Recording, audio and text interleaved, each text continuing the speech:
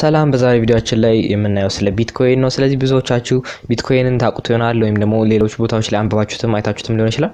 ስለዚህ ግን አይታችሁትን ግን ስለ ቢትኮይን ቴክኒካል ነገሮችን ቢትኮይን እንዴት ይሰራል፣ ኢትዮጵያ ውስጥ ይሰራል ወይ እንዲሁም ደግሞ ቢትኮይን ቴክኒካል ተርሞች ላይ እንደ ክሪፕቶ ከረንሲ፣ ክሪፕቶግራፊ፣ ማይኒንግ የመሳሰሉትን ነገሮች ላታውቋቸው ትችላላችሁ። ስለዚህ በዛሬ ቪዲዮአችን ላይ እስከመጨረሻው አብራችሁን ከተከታተላችሁ ስለ ቢትኮይን ሙሉ መረጃ ይኖራችኋል ማለት ነው። እንዲሁም አንዳንድ ቴክኒካል ተርሞች ላይ ዲፕሊ ገባ ብለን ለማስረዳት ሞክራለሁ። አብራችሁን ቆዩ። ሰላም፣ ይህ ግዕዝ ቴክ ነው።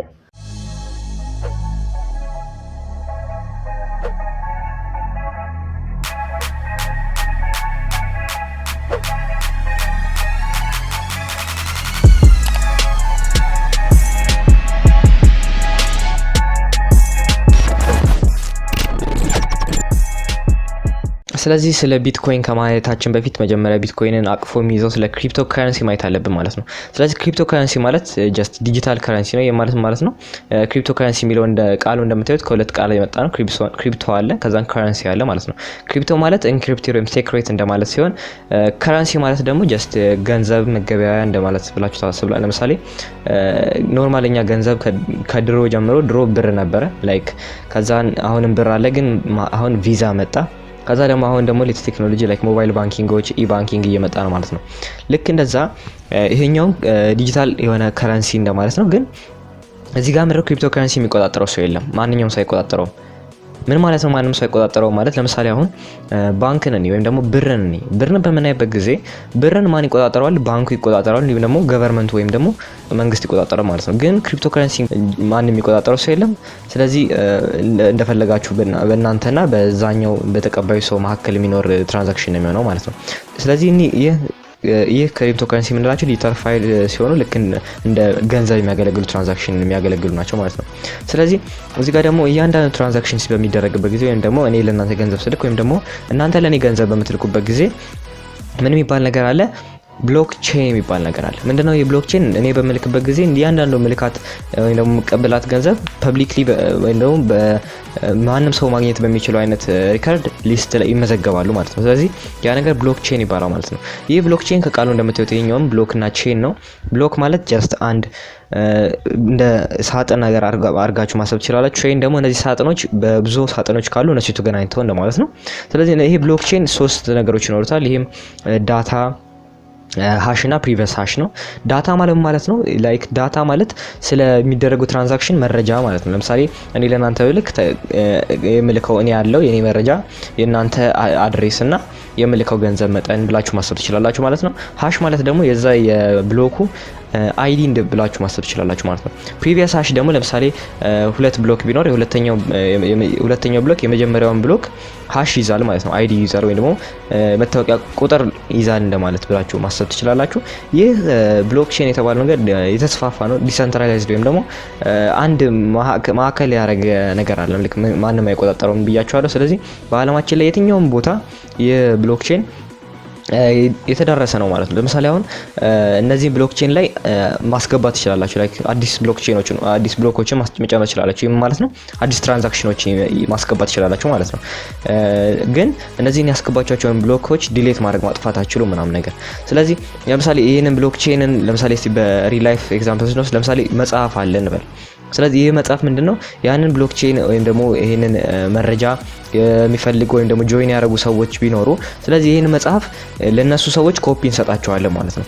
ከዛ እነዛ ይሄን ኮፒ ለነሱ ሰዎች ከሰጠናቸው በኋላ እያንዳንዱ የመጽሐፉን ገጽ ደግሞ እንደ ብሎክቼን አድርገን ማሰብ እንችላለን። ከዛ በኋላ እያንዳንዱ የመጽሐፍ ገጽ ብሎክቼን አድርገን ካሰብን በኋላ አንዱ ገጽ ላይ ዳታው ይኖራል ማለት ነው። ዳታ አለ ማለት ነው። ለምሳሌ የአንድ መጽሐፉ የሚይዘው ታሪክ ሊኖር ይችላል፣ ታሪኮቹ፣ ስዕሎች ሊኖር ይችላሉ። ያ ምንድነው አንዱ ገጽ ላይ ነው ያለው ማለት ነው። ከዛ በተጨማሪ ደግሞ ምን አለው? ሃሽ አለ ወይም ደግሞ በመጽሐፉ ስኔ ደግሞ የመጽሐፍ ገጽ ቁጥር አለው ማለት ነው። የገጽ ቁጥር ስለዚህ መጽሐፉ ሲገልጡት 1 2 እያለ ገጽ ቁጥር አለ ማለት ነው። ለምሳሌ አሁን ስንገልጥ መጽሐፉን ገጽ 5 ላይ ከደረስን ፕሪቪየስ ሃሽ የሚባለው ነገር ደግሞ ምንድነው? ከላይ በኩል የዛኛውን ገጽ ቁጥር ይኖራል ማለት ነው። ለምሳሌ እኛውን ገጽ 5 ላይ ካለን ከላይ 4 ይላል ማለት ነው። ስለዚህ 4 ምድር ከገጽ 5 በፊት የነበረው ገጽ ቁጥር ነው ማለት ነው። ስለዚህ እሱ እንደ ፕሪቪየስ ሃሽ ማሰብ ትችላላችሁ ማለት ነው። ስለዚህ እዚህ ጋር ክሪፕቶ ከረንሲን ስናወራ ብዙ አይነት ክሪፕቶ ከረንሲዎች አሉ። ክሪፕቶ ከረንሲ ላይክ እንደ ቢትኮይን አለ፣ ብዙ ታዋቂ የሆነው ላይት ኮይን አለ፣ ኢቴሪየም አለ፣ አልት ኮይን የሚባል አለ። ስለዚህ እነዚህ ነገር እንዴት ማሰብ ትችላላችሁ? እንደ ብር፣ ዶላር፣ ዩሮ፣ ፓውንድ እንደሚባሉት ማሰብ ትችላላችሁ ማለት ነው። ጀስት ዲጂታል የሆኑ ግን እነዚህ ላይክ ብር የምትሏቸው ዶላር ወይም ደግሞ ፓውንድ ወይም ዩሮ ጀስት የሚነካ ነገር ነው፣ ትነኩታላችሁ አይደል? ልክ ይሄ ቢትኮይን የሚባለው ግን ዲጂታል ነው። ጀስት በሐሳብ ወይ ነው ቨርቹዋል በኢንተርኔት ላይ ያለ ገንዘብ ብላችሁ ማሰብ ትችላላችሁ ማለት ነው።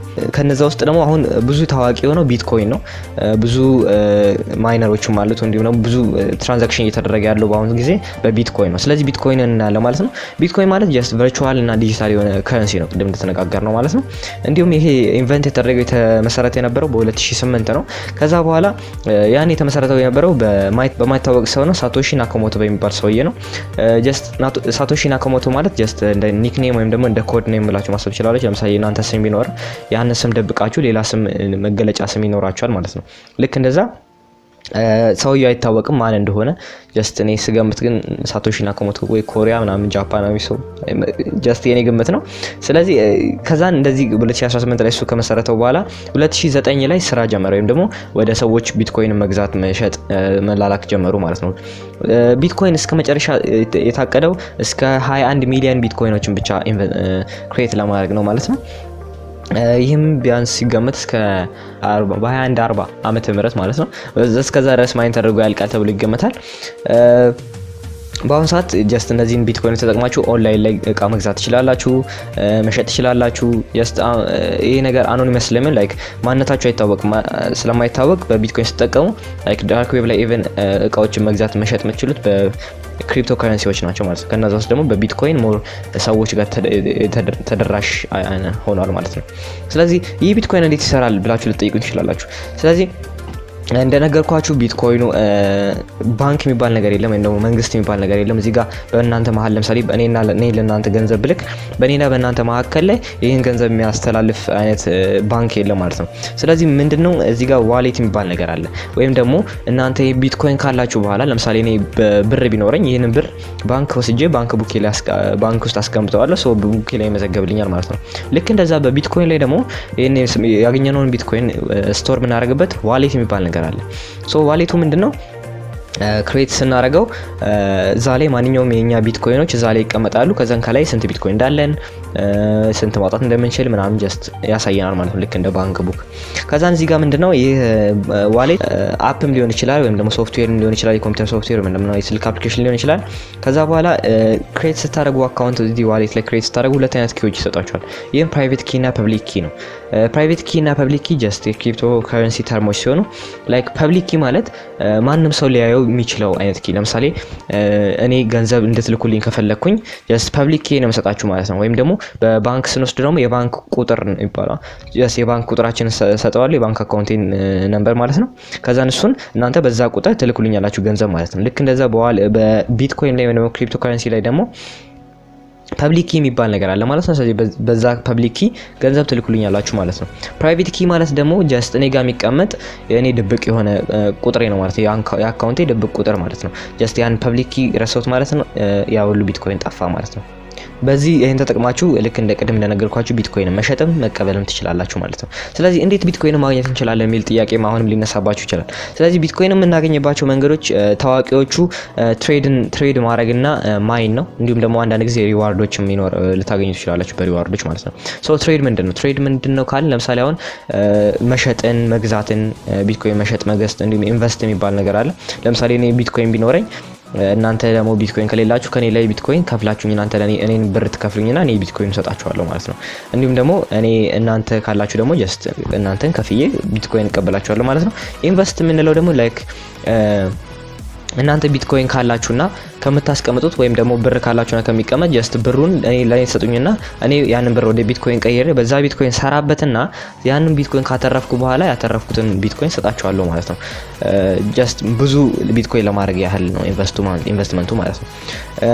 ሞር ኢንቨስትመንት ቴክኒካል ተርሞች ያሉት ላይክ ቢዝነስ ማኔጅመንት፣ ማርኬቲንግ ምናምን ነገር እኔ እንደሱ አይነት ብዙም አድቫንስድ ስለማላውቀው ጀስት ማርኬተር ስላልሆንኩት ተዋዋለሁ ማለት ነው። እሱን ጀስት እናንተ ሞር ሪሰርች ማድረግ ትችላላችሁ ካላችሁ ማርኬተርና ቢዝነስ ምናምን ነገር ላይ መስሩ ከሆነ ማለት ነው። ሌላው ማይኒንግ ነው። ይሄ ቤዝ ወይ ደግሞ ቬሪ ሃርት ኦፍ ቢትኮይን ይባላል። ምንድነው ማይኒንግ ማለት? ፕሮሰስ ወይም ደግሞ እነዚህ ትራንዛክሽኖችን ፕሮሰስ የሚያደርጉ ሰዎች ናቸው መሀል ላይ ነው ያሉት። እነዚህ ሰዎች ምንድነው የሚያደርጉት? እኔ ለእናንተ ገንዘብ ስልክ ያንን ገንዘብ ወይም ደግሞ ሃሽ ይኖራል፣ እሱን ኢንክሪፕሽን እና ዲክሪፕሽኑን ይሰሩታል ማለት ነው። ጀስት በዛን እና የኔና የናንተን ኢንክሪፕሽን ትራንዛክሽን በሚሰሩበት ጊዜ ወይም ደግሞ ጀስት ማትስ ፕሮብሌሞች ይኖራሉ። ማትስ ፕሮብሌም ስላችሁ ጀስት ሲምፕል ካልኩሌስ ኦር ማትሪክስ ኦር ጀስት ፖሊኖሚያል ምናምን ጥያቄዎች ሳይሆኑ ጀስት አድቫንስድ የሆነ የኢንክሪፕሽን ሂሳቦች ይኖራሉ። ስለዚህ እነዛን በሚሰሩበት ጊዜ በዚህ በሰርቶ ቀድሞ የጨረሰ ሰው ሪዋርድ ይሰጠዋል ማለት ነው። ይሄ ምንድነው? አንድ ቢትኮይን ይሰጠዋል ማለት ነው። ይህ ቢትኮይን ምንድነው? ክሬት ነው የሚደረገው ከማንም አካውንት ላይ ሳይሆን አዲስ ቢትኮይን ይፈጠራል ማለት ነው። ጀስት እስካሁን የሚያሉት ቢትኮይኖች እንደዛ ነው የተፈጠሩት። ስለዚህ እነዚህን ቢትኮይኖች እንዴት ማድረግ ይችላልው? እንዴት ክሬት ማድረግ ትችላላችሁ? ጀስት የሚፈጅባችሁ 10 ደቂቃ ነው። በሚገርም ሁኔታ አንድ ቢትኮይን ለማግኘት 10 ደቂቃ ነው የሚፈጅባችሁ።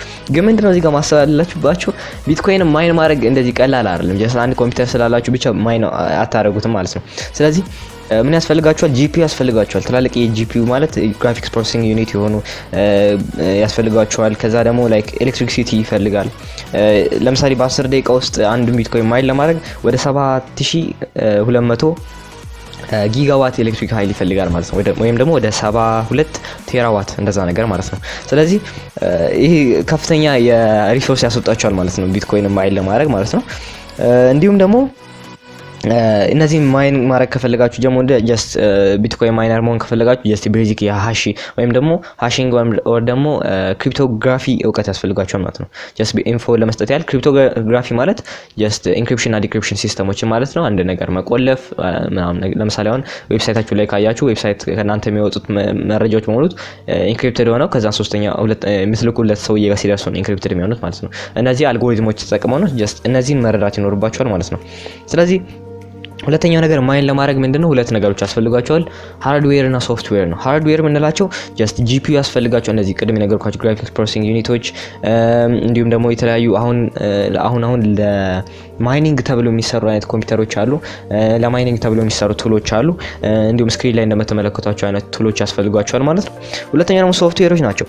ሶፍትዌሮቹ ደግሞ ምንድናቸው? ለምሳሌ የመጀመሪያው ዋሌት ነው። ቅድም እንደነገርኳችሁ ዋሌቶች ያስፈልጋቸዋል። ላይክ ዋሌት ከፈለጋችሁ ጀስት ፕሌይ ስቶር ላይ ገብታችሁ እኔ የምጠቀመው ዋሌት ላይክ ብሎክቼን ይባላል። ብሎክቼን የሚባል ዋሌት አለ። ጀስት ብሎክቼን ብላችሁ ሰርች አድርጋችሁ አፕሊኬሽኑን አወርዳችሁ የራሳችሁን ዋሌት መክፈት ትችላላችሁ። ስትከፍቱ ቅድም እንደነገርኳችሁ ፕራይቬት ኪ እና ፐብሊክ ኪ ይሰጣችኋል። ከዛም ፐብሊክ ኪ ለሰው ሰጣችሁ መግዛት እንዲልክላችሁ ማድረግ ትችላላችሁ ማለት ነው። ሁለተኛው ደግሞ ትሬዲንግ ሳይቶች ናቸው። ትሬዲንግ ሳይት ማለት እነዚህ ቢትኮይኖች የምትሸጡበት የምትገዙበት ዌብሳይቶች ያስፈልጓቸዋል። ስለዚህ በነዛ ዌብሳይት ላይ ቢትኮይን ማይን ካረኩኝ በኋላ ለእናንተ በዛ ዌብሳይት ላይ መሸጥ እችላለሁ ማለት ነው። ሌላው እነዚህ ቢትኮይን ማይን የምታደርጉባቸው ሶፍትዌሮች ናቸው። እነዚህ ዋነኞቹ ናቸው። ጀስት ቢትኮይኑ ማይን ለማድረግ የተለያዩ ሶፍትዌሮች አሉ። ከዛ ውስጥ ሞር ፖፑላር የሆኑት ሲጂ ማይነር የሚባል አለ፣ ቢቲሲ ማይነር የሚባል አለ። አፕሊኬሽኖች ናቸው። ጀስት ኦፕን ሶርስ ናቸው። ጊትሀብ ላይ ታገኙታላችሁ ብዬ አስባለሁ። ሊንኩን ካገኘሁት ዲስክሪፕሽን ላይ አስቀምጥላችኋለሁ። እነዛም ማለት መጠቀም ትችላላችሁ። ግን እዚህ ጋር እንደነገርኳችሁ ሃይ ሪሶርስ ይፈልጋል። ጀስት በኖርማል ትንሽዬ ወይም ኮር i5 ኮር i7 ኮምፒውተር ማይን ለማድረግ ይቸግራል ማለት ነው። ጀስት አድቫንስ ሊሆኑ ጂፒዩዎች ትላልቅ ጂፒዩዎች ያስፈልጓቸዋል ማለት ነው። ሌላው እንዴት ነው ይሄ ቢትኮይን ማወቁ ጀስት ለእውቀት ይጠቅማችኋል። ግን ጀስት ኢትዮጵያ ላይ እንዴት ይሰራል፣ ኢትዮጵያ ላይ ይጠቅማል ወይ ልትሉ ትችላላችሁ። ስለዚህ የመጀመሪያው ነገር ኢትዮጵያ ላይ ሆናችሁ ለምሳሌ ከውጪ ዕቃ ልትገዙ ስትፈልጉ ላይክ ፔፓል ከፈለጋችሁ ኢትዮጵያ ውስጥ ሆናችሁ ብቻ ፔፓል ጀስት በቀላሉ የሚገኝ አይነት አይደለም። ፔፓል በቀላሉ አካውንቱን አታገኙም ማለት ነው። አትከፍቱም ወይ ነው በቀላሉ በፔፓል መገበያየት አትችሉም። ሁለተኛ እንደዚህ ሌላ አፖችም አሉ፣ ሌላ ፔመንት ሜቶዶችም እነዚህ በቀላሉ ላይ ሰሩላችሁ ይችላሉ ማለት ነው። ግን ቢትኮይን ግን እንደነገርኳችሁ በየትኛው ዓለም ላይ ላይክ በባንክ በመንግስት የሚደገፍ አይነት የሚረዳ አይነት ስላልሆነ በራሱ ኦፕን ሶርስ የሆነ ክሪፕቶ ከረንሲ ስለሆነ ጀስት ቢትኮይን ተጠቅማችሁ ወይም ደግሞ ክሪፕቶ ከረንሲዎችን ተጠቅማችሁ መገበያየት ትችላላችሁ ማለት ነው። ኢቨን ዳርክ ዌብ ላይ ስክሪፕቶችን መግዛት ትችላላችሁ። የተለያዩ ነገሮችን ጀስት በቢትኮይን መግዛት ትችላላችሁ ማለት ነው። ያለምንም ፔፓል ያለምንም ባንክ አካውንት ማለት ነው። ሌላው ሪስኮቹ ናቸው። ሪስኮቹ ምንድነው?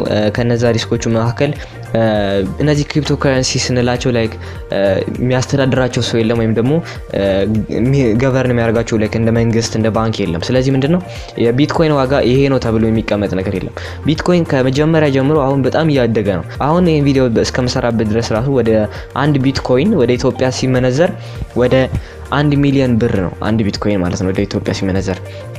ስለዚህ እንደዚህ አይነት ነገር አለ። እንዲሁም ደግሞ ዋጋው ዝም ብሎ ማደግ ብቻ አይደለም፣ አንዳንድ ጊዜ ይጨምራል ይቀንሳል። ለምሳሌ ኮሮና የገባ ሰሞን ኮቪድ-19 የገባ ሰሞን የቢትኮይን ዋጋ ቀንሶ ነበር፣ ከዛ ደግሞ አሁን ተነስቷል። ስለዚህ ይሄ ፍላክቹዌት የማድረግ ባህሪ ያለው የክሪፕቶ ከረንሲዎች ማለት ነው። ማንም ስለማይቆጣጠራቸው ዋጋው ላይክ ዛሬ 1 ሚሊዮን ደርሶ ነገ ሊቀንስ ይችላል በጣም ማለት ነው። 500 ሺህ ሊደርስ 700 ሺህ ሊደርስ ይችላል ማለት ነው፣ ሊቀንስ ይችላል።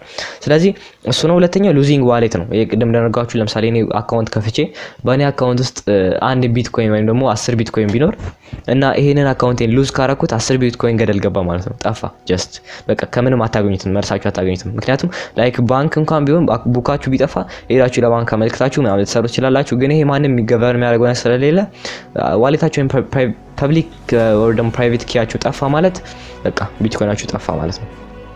ሁለተኛ ብዙ ጊዜ ማስተውላቸው ነገሮች አሉ። ላይክ ዌብሳይቶች ላይ በቀላሉ 1000 ወይ ደግሞ 10 ቢትኮይን በቀላሉ ማግኘት በአንድ ደቂቃ ውስጥ የሚባል ነገር አለ። የለም በቃ እስካሁን በነገርኳችሁ መሰረት ከሆነ እንደዚህ ቢትኮይን 1 ቢትኮይን ለማግኘት እንደዚህ የሚፈጅ ከሆነ እንዴት ነው እናንተ በ10 ደቂቃ ውስጥ በአንድ ደቂቃ ውስጥ 10 ቢትኮይን የምታገኙት? ጀስት አገናዝቡ። ሎጂካል ቲንከር መሆን አለባችሁ እኮ። እንደዚህ አይነት ጀስት ለፕሮሞሽናል ሊሆን ይችላሉ። ስለዚህ ስካሞች ሊኖሩ ይችላሉ፣ እንደዚህ አይነት ስካመሮች ሊሆኑ ይችላሉ። ስለዚህ ራሳችሁን ከእንደዚህ አይነት ነገሮች ጠብቁ ለማለት ነው። ኢትዮጵያ ላይ ሆኖ እንዴት ቢትኮይን መግዛት ይቻላል መሸጥ ይቻላል የሚለው ጥያቄ ካላችሁ ጀስት ማውጣት ስለሚቻል ሌላ ቪዲዮ ሰራላችኋለሁ። እንዴት መግዛትና እንዴት መሸጥ እንደሚቻል ከፈለጋችሁ ጀስት ኮሜንት ላይ ጻፉልኝ፣ ሌላ ቪዲዮ ሰራላችኋለሁ እሱ ላይ ማለት ነው። ስለዚህ ለዛሬ ይዤላችሁ መጣሁት ቪዲዮ ይሄን ይመስላል። ጥያቄ ምናምን ካላችሁ ኮሜንት ላይ ጻፉልን። ይሄን ቪዲዮ ላይክ ማድረጋችሁን አትርሱ። አዲስ ከሆናችሁ ለዚህ ሰብስክራይብ ማድረጋችሁን አትርሱ።